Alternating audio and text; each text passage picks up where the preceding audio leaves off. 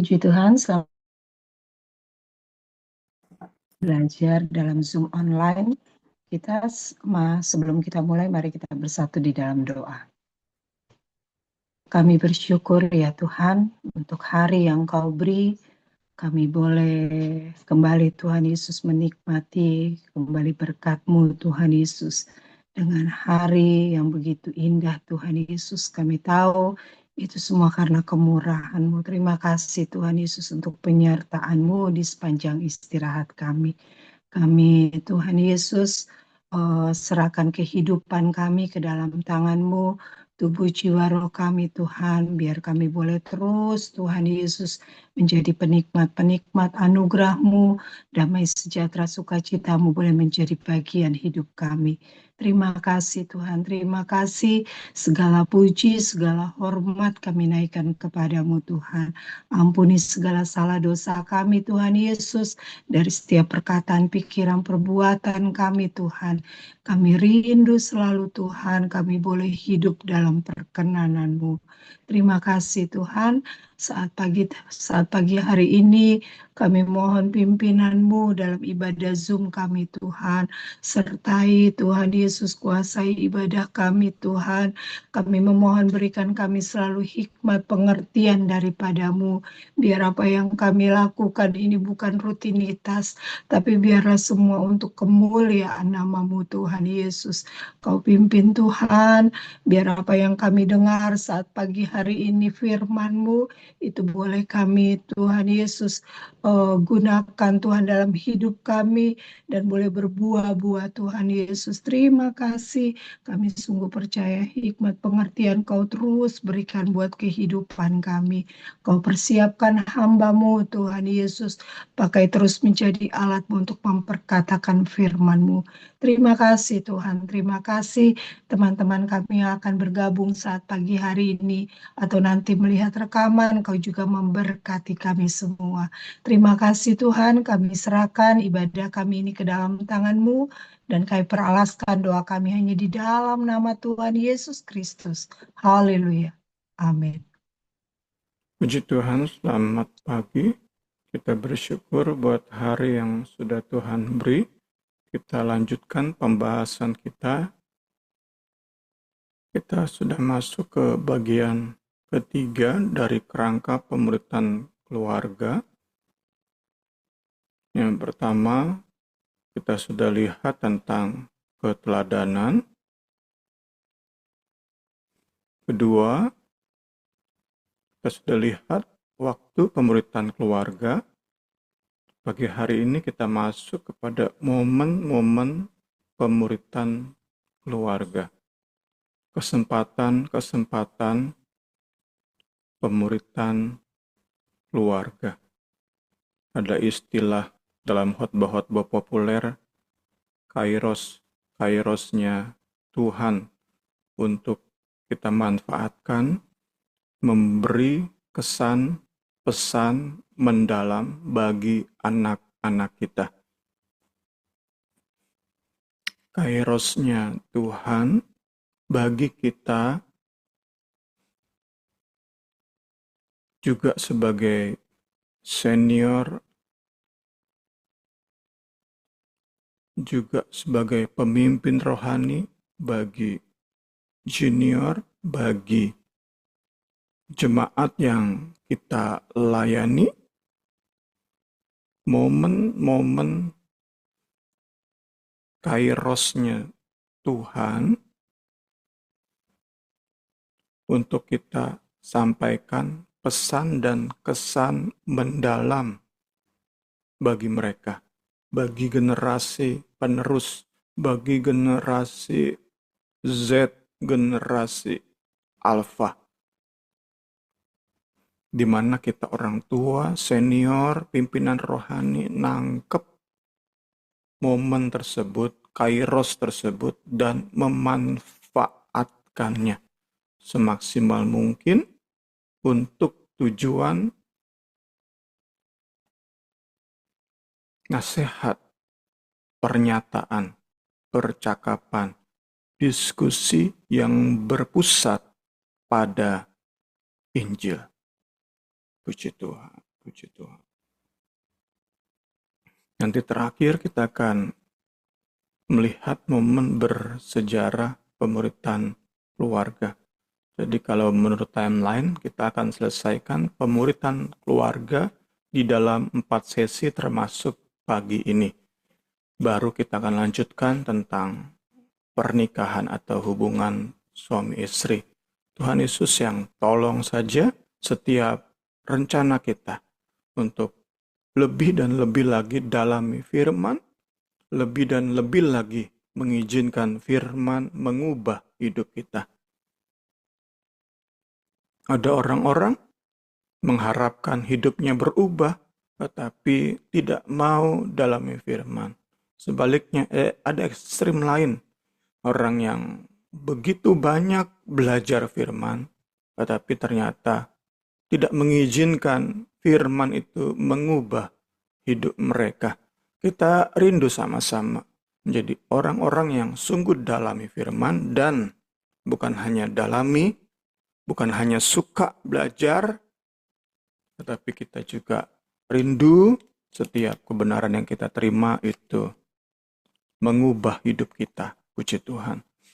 Termasuk saat pagi hari ini kita membahas waktu-waktu, kesempatan-kesempatan, momen-momen kairosnya Tuhan dalam kita memberi kesan pesan yang berjejak di hati pikiran anak-anak, junior, dan orang-orang yang kita layani.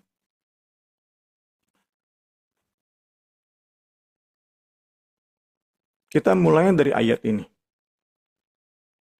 Sebab apa yang tidak nampak daripadanya, yaitu kekuatannya yang kekal dan keilahiannya, itu dapat nampak pada pikiran manusia dari karyanya sejak dunia diciptakan. Jadi, di bumi yang Allah ciptakan, itu nampak kepada pikiran setiap manusia kekekalan, keilahian Allah. Perbuatan ajaib Allah. Kedahsyatan karya tangannya. Sehingga manusia nggak bisa berdalih. Ini yang menjadi awal untuk kita masuk kepada bahasan lebih lanjut. Di bumi ciptaan Allah ini, di dalam waktu yang masih Ia izinkan bergulir ini, terlalu banyak hal ilahi yang dapat nampak bagi setiap orang yang mau percaya kepadanya maupun yang tidak. Itu yang dinyatakan oleh Rasul Paulus di Roma 1. Jadi entah bagaimana tanggapan manusia, seseorang, itu hal yang next selanjutnya. Tetapi yang jelas, bumi ciptaan Allah ini mendemonstrasikan keilahiannya. Bahwa Ia Allah yang patut disembah, bahwa bagi kita manusia ada satu sosok yang harus kita taati, yang harus kepadanya kita tunduk.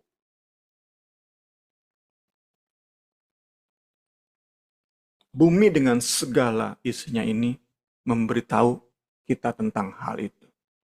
Nah, ada yang percaya, ada yang tidak mau percaya. Itu next-nya. Orang-orang tidak percaya akan menutup mata hati, akan mengabaikan bumi dengan segala ciptaannya yang menunjukkan kepada kedahsyatan karya Allah. Mereka tutup mata, tutup hati. Sedangkan kita, orang-orang percaya, kita belajar dalam konteks kita pagi ini bukan hanya menanggapinya secara pribadi, tetapi kita pun rindu menggunakan setiap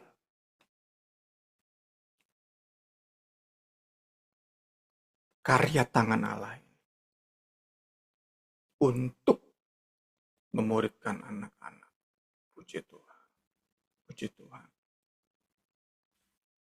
Karena Allah ada di mana-mana. Karena itulah pemuritan keluarga dapat terjadi di mana saja.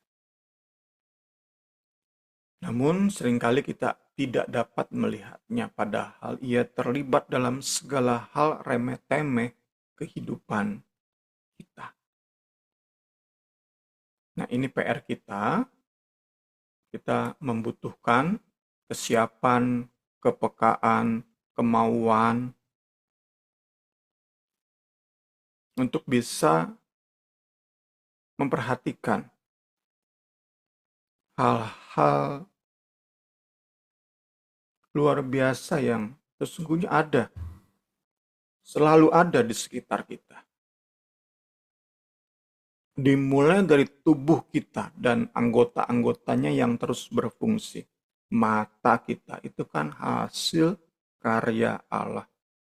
Tidak ada kamera secanggih apapun, lensa kamera yang sedetail apapun yang mampu menandingi bola mata kita. Karya tangan Allah ini. Tentu penganut evolusi akan dengan berbagai cara, dengan berbagai teori menyangkali itu.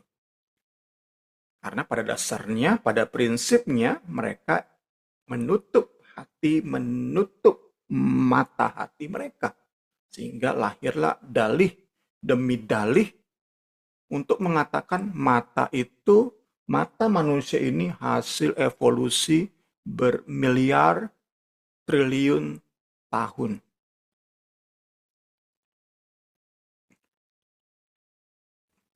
Terlalu kompleks mata kita. Saat kita mengatakan mata kita itu terjadi secara kebetulan karena hasil proses bermiliar tahun, itu kan sebenarnya dalih yang mengada-ada. Tapi sekali lagi, karena pada prinsipnya orang-orang tidak mau percaya ini, menutup mata hati, tentu akan terus dihasilkan teori-teori untuk menyangkali kedahsyatan karya tangan Allah pada bola mata kita. Sebaliknya kita yang percaya, kita mau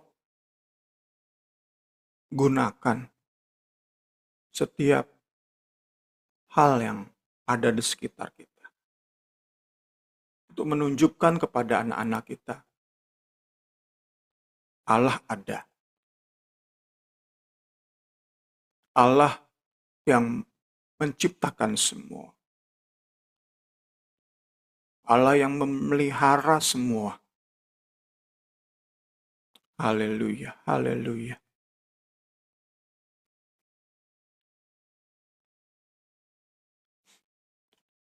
Hal-hal ilahi ada selalu di sekitar kita.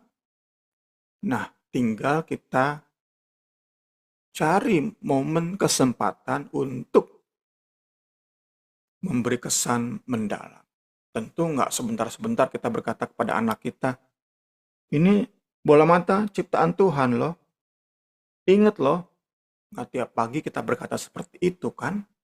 Enggak, ada saat-saat yang pas banget. Sehingga itu memberi kesan mendalam, pesan kuat di hati pikiran anak-anak kita. Manfaatin bola mata kita. Momen itu yang perlu kita tangkap. Puji Tuhan. Juga telinga kita dengan gendang telinganya yang begitu sensitif. Detak jantung, nafas dari paru-paru, pikiran dan imajinasi. Semuanya itu menyatakan kehebatan karya tangan Allah. Sehingga sekali lagi tadi, Allah ada di mana-mana, sehingga pemuritan bisa terjadi di mana saja.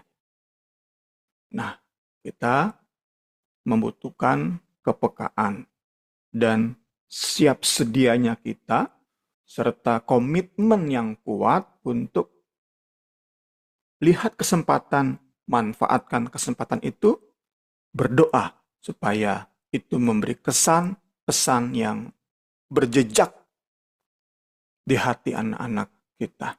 Puji Tuhan. Bersaksi dapat dilakukan di setiap situasi pada saat matahari tenggelam. Jadi bukan hanya tentang tubuh kita, tapi tentang sekali lagi bumi dan segala isinya. Matahari saat badai menerpa. Di tengah bencana alam pun kita bisa manfaatkan momen tersebut untuk memberikan kesan dan pesan mendalam bagi anak-anak kita. Waktu senang maupun sedih, dalam rutinitas sehari-hari maupun dalam kejadian luar biasa. Allah Maha Kuasa selalu ada bersama kita. Sesungguhnya tak perlu usaha terlalu keras untuk menunjukkan kehadiran, kehendak, dan pekerjaan Allah di sekeliling kita bagi anak-anak. Tinggal kepekaan. Tadi ya, sulit untuk menyangkali bola mata kita ini hasil desain yang begitu adikodrati, yang begitu luar biasa. Kita tahu bersama, lensa yang paling canggih sekarang kita kenal dengan merek Leica. Itu hasil uji coba berapa kali, berapa juta kali. Hasilnya seperti itu, sebatas itu dalam tanda kutip. Padahal paling canggih bisa menangkap cahaya, menangkap detail warna. Setepat mungkin itu hasil lensa Leica yang merupakan perwujudan uji coba bertahun-tahun entah berapa kali. Nah, berpikir bahwa mata manusia yang jauh lebih canggih daripada lensa Leica itu hasil kebetulan, itu absurd sebenarnya, konyol sekali. Nah, sekali lagi, mudah sebenarnya menunjukkan kepada anak-anak kita, mata itu bukti keberadaan Allah.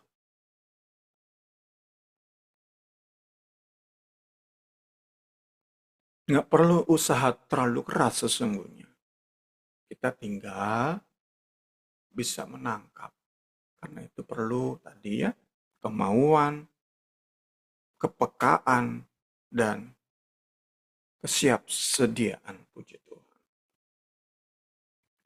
Menghargai setiap momen kehidupan.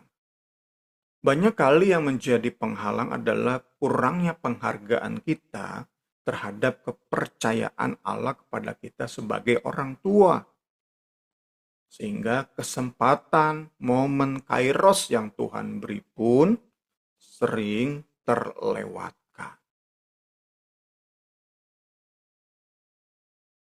Kita nggak menghargai atau kurang menghargai waktu. Karena itu perlu kita biasakan berpikiran bahwa setiap kesempatan bersama anak-anak seiring dengan bertumbuhnya mereka, bertambahnya usia mereka.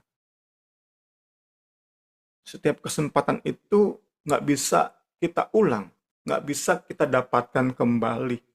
Saat didik mereka di umur 2, 0 sampai 2 tahun, ada momennya sendiri, mungkin hanya dalam bentuk bisikan, tepukan di pantat, elusan di kepala, sambil kita bernyanyi di kupingnya, Itu kan momen, itu kesempatan. Beda lagi saat dia jenjang 2 sampai 5 tahun.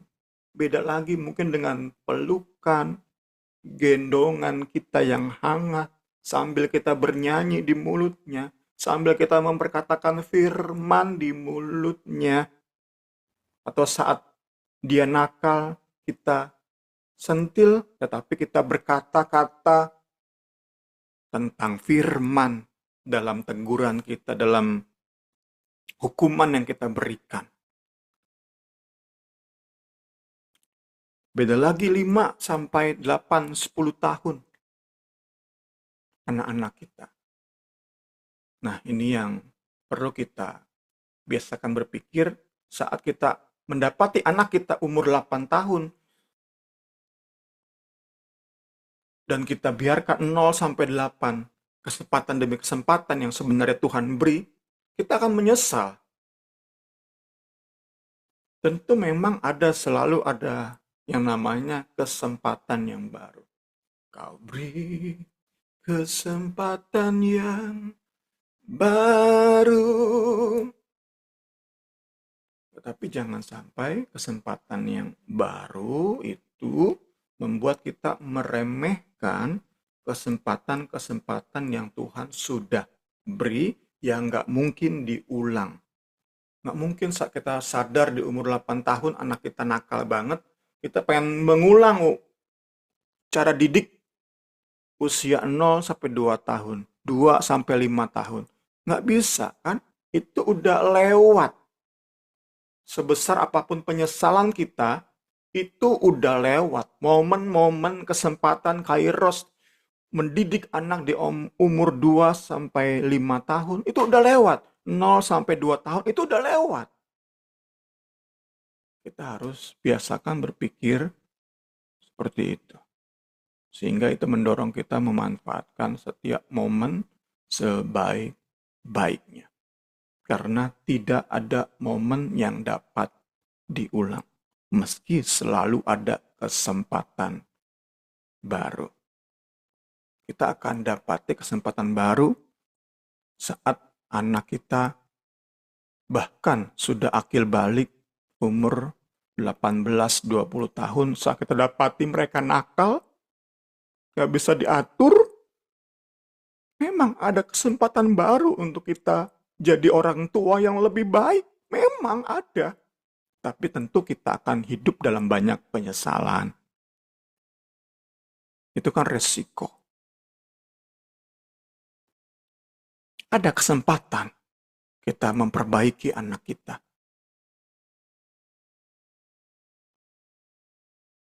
Selalu ada kesempatan baru memang. Tapi sekali lagi, jangan jargon selalu ada kesempatan baru itu menjadi excuse, menjadi dalih untuk kita menunda-nunda memanfaatkan kesempatan momen kairos yang Tuhan beri dalam mendidik anak-anak kita seiring dengan pertumbuhan dan pertambahan umur mereka. Puji Tuhan.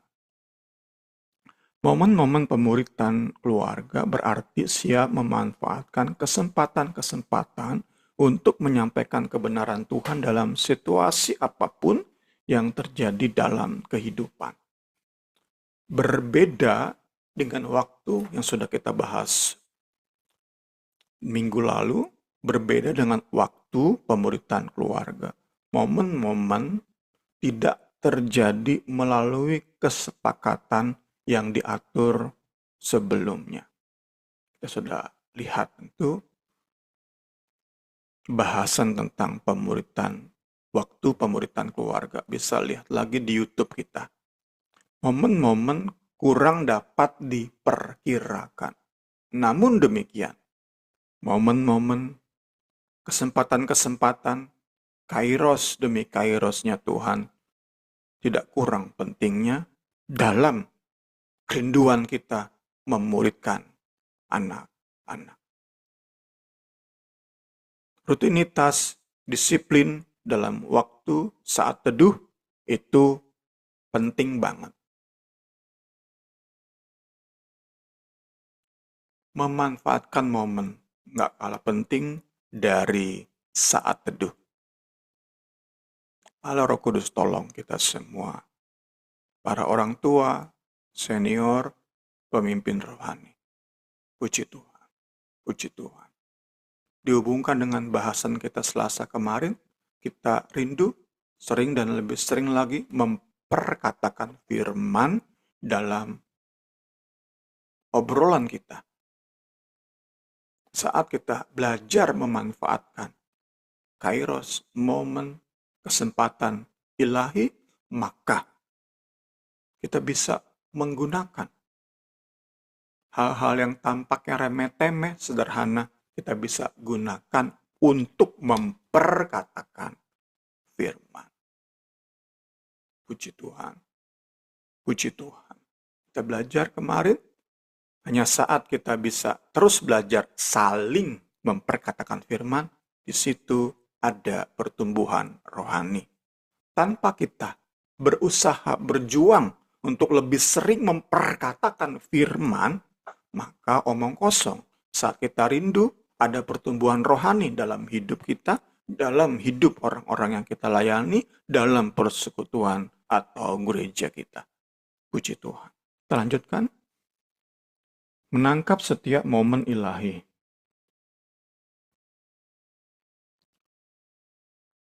Momen-momen pemuritan, kesempatan-kesempatan ilahi ini bisa berupa berdoa ketika dengar ambulans lewat.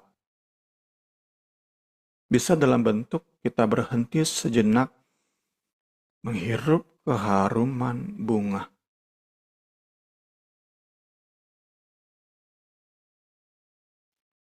Bisa dengan cara menunjukkan kemurahan pada seorang yang lemah. Bisa sesederhana kita yang mengenakan kacamata, kita lepas kacamata dan bilang ke anak, mata kita ini kalau nggak dijaga, padahal ini ciptaan Tuhan, mata kita bisa menjadi buram. Itu kan hal-hal sederhana yang memberi kesan. Sekali lagi, ada momen-momennya Tuhan. Nggak bisa kita memaksakan apa yang bukan momen atau kairosnya Tuhan.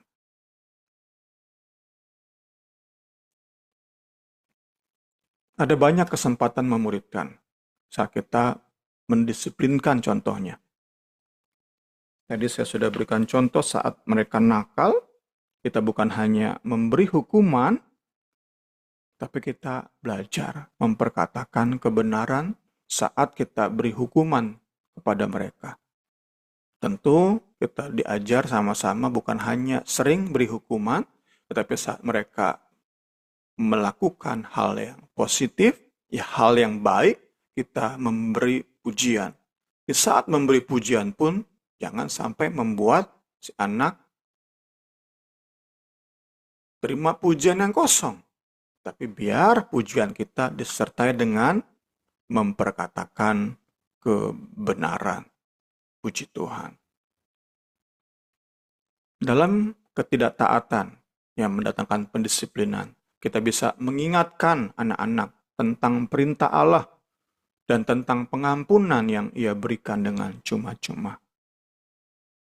Sedangkan ketika ada di antara anggota keluarga hadapi kesulitan, masalah, hadapi kebingungan, ketakutan, kekhawatiran berlebih, kita dapat memperkatakan kebenaran dalam hal memberi penegasan perihal kedaulatan Allah.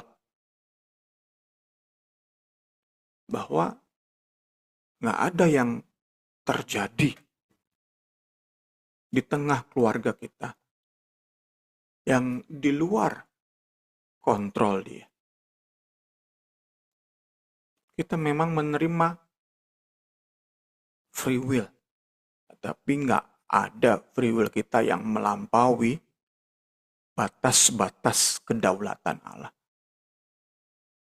Contoh sederhana, dunia ini belum sampai kepada tahap nuklir meledak di mana-mana. Kalau nuklir meledak di mana-mana, segera habis dunia ini. Tetapi sebebas-bebasnya manusia, sejahat-jahatnya keinginan manusia untuk membinasakan sesamanya, tetap ada kontrol kedaulatan Allah. Nah, itu kan memberi semangat, memberi pengharapan, semua dalam kedaulatan Allah. Meski mungkin kita salah melangkah, sehingga itu membawa kita kepada masalah kesulitan. Tetapi tetap ada kedaulatan Allah. Dia nggak biarkan kita. Sesegera kita sadar, kita minta ampun, minta pertolongan. Di situ kita bisa serahkan semua kepada Tuhan. Puji Tuhan. Dia dapat diandalkan. Sungguh Allah dapat diandalkan. Sebab dalam kitab suci tertulis, semua orang yang percaya kepadanya tidak akan kecewa. Puji Tuhan. Percakapan-percakapan yang ringan, spontan, dan sederhana dapat mengingatkan keluarga kita pada kebenaran Alkitabiah tanpa harus kita berkhotbah di hadapan anak-anak. Jadi kita perlu perhatikan jangan sampai kita terkesan menjadi orang tua yang terlalu bawel, terlalu banyak aturan, terlalu khawatir apa-apa khawatir, sehingga anak-anak kita pada akhirnya justru nggak mau lagi dengar apa yang perlu mereka dengar dari kita orang tua mereka.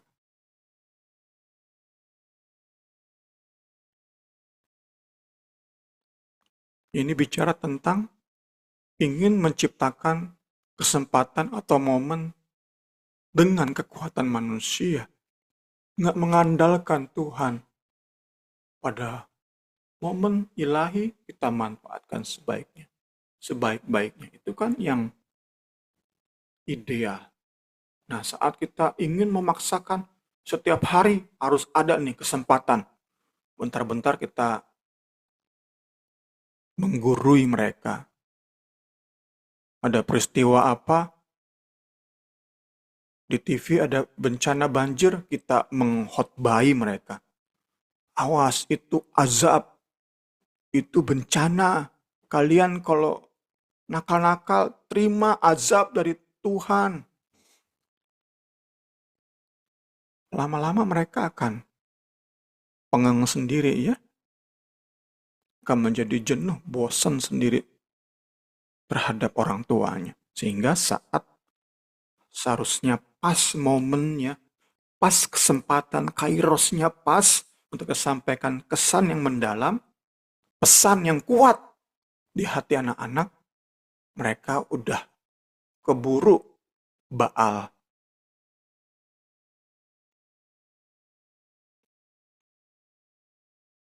Udah dipenuhi dengan penolakan terhadap setiap perkataan orang tua.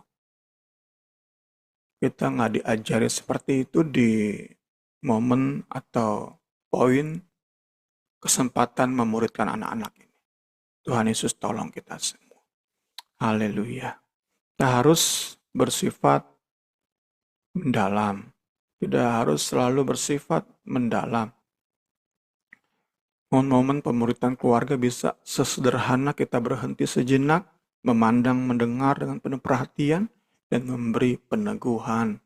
Pertama, kita hentikan aktivitas, kesibukan kita, untuk bisa hadir seutuhnya bagi anak-anak.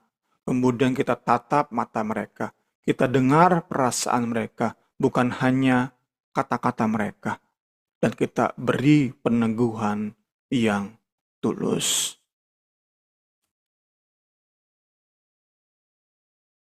Nggak usah terlalu banyak ngomong seperti khotbah jadinya. Tadi ya, kita ditekankan di pagi hari ini tentang kepekaan. Dan itu perlu kita bangun dalam ketergantungan pada firman dan Roh Kudus. Sekali lagi kita nggak diajari di sesi kita ini untuk jadi orang-orang yang mengandalkan kekuatan sendiri dalam menciptakan momen-momen buatan manusia. Enggak. Allah Roh Kudus tolong kita.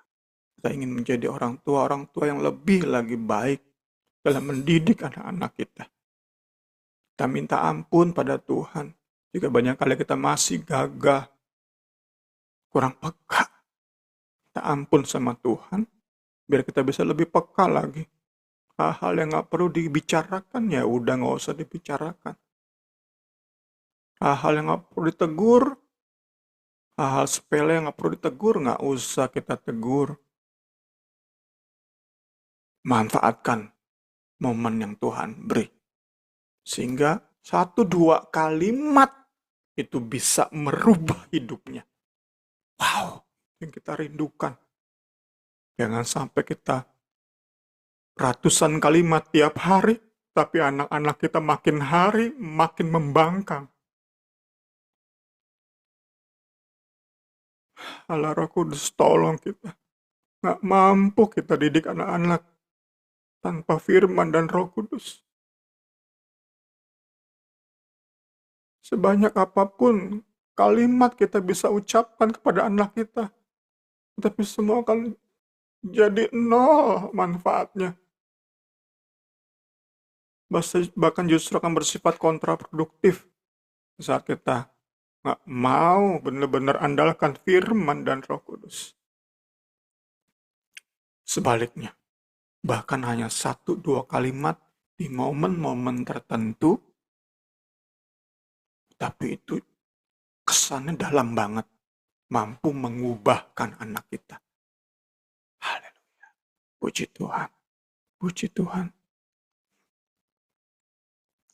Karena kita nggak bisa memastikan kapan kita mendapat kesempatan untuk menaburkan benih kebenaran di hati pikiran anak-anak.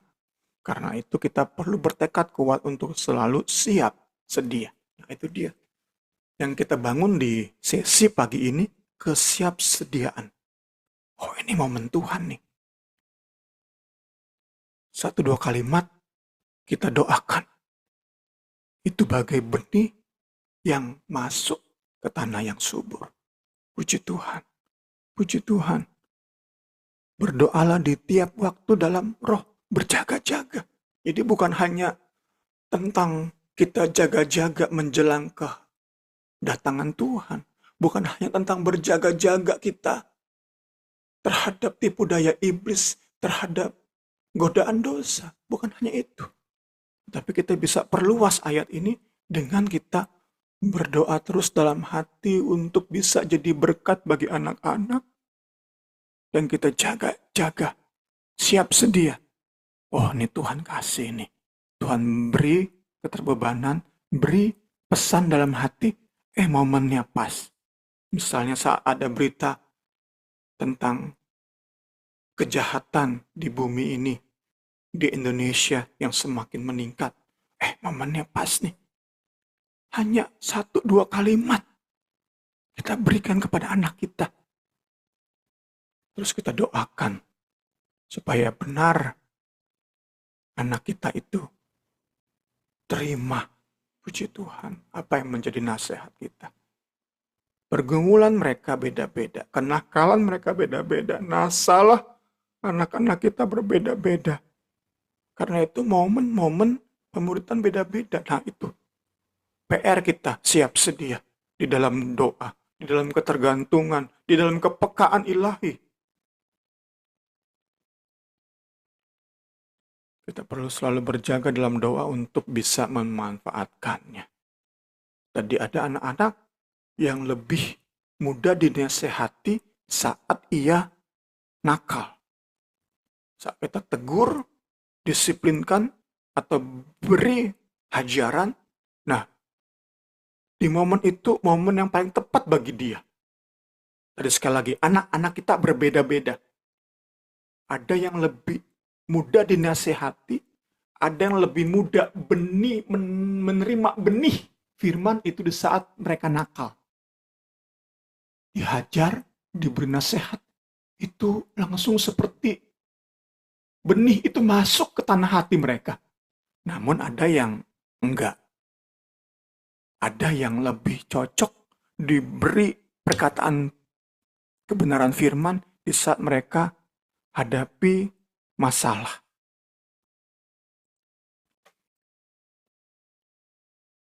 Kita mau terus belajar, puji Tuhan. Jangan kita menjadi orang-orang yang anggap remeh, tetap penuh pengharapan. Puji Tuhan, puji Tuhan. Satu perkataan saja bisa Tuhan pakai untuk mengubah sisa umur anak-anak kita. Tadinya kita sesali 1 sampai 20 tahun umur anak kita kurang dalam mendidik sehingga umur 20 tahun kita dapati anak kita begitu nakal.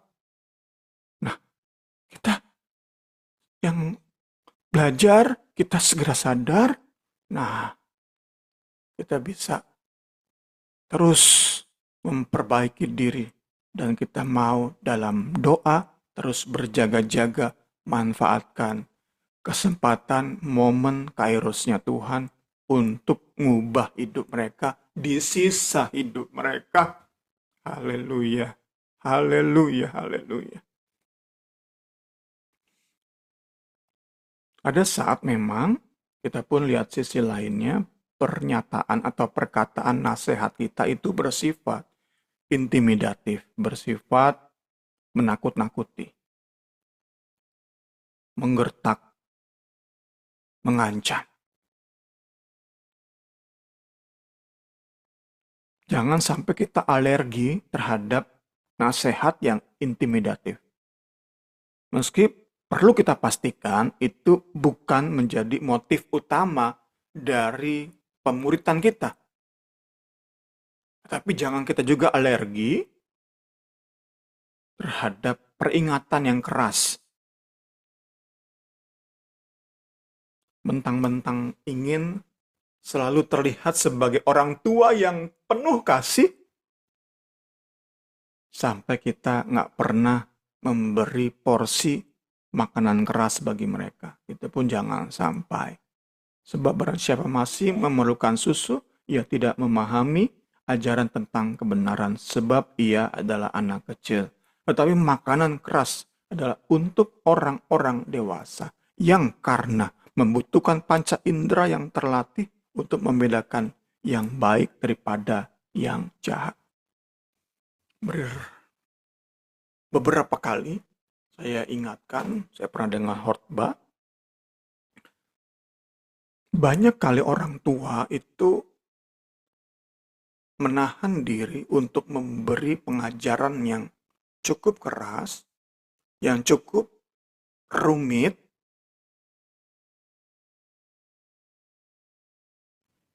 yang bagai makanan keras, karena berpikiran anak-anak kita masih terlalu kecil. Nah, terlalu kecilnya nih umur berapa nih? Itu yang perlu kita waspadai. Jangan sampai ketika mereka sudah bisa belajar hal-hal rumit di sekolah, hal-hal yang mendisiplinkan di sekolah, di rumah terus diberikan susu. Kita harus waspada nih. Kita harus waspada, harus ngerti. Jangan sampai mereka jago matematika dalam segala rumusnya. Bicara tentang integral, ilmu-ilmu geometri, aljabar, mereka jago, tapi tentang pengajaran-pengajaran yang mendalam mereka memble. Kita perlu pastikan. Roh Kudus tolong kita semua. Puji Tuhan, segala hormat, kemuliaan bagi Kristus. Paragraf terakhir untuk pagi hari ini. Perkataan kita dapat menjadi warisan yang akan terus berlanjut.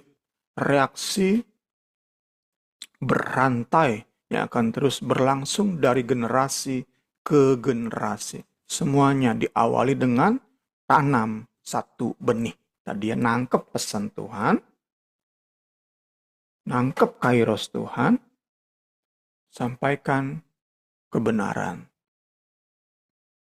Itu bagai benih yang masuk ke tanah hati anak-anak dan itu akan bertumbuh bagi cucu kita, bagi cicit kita.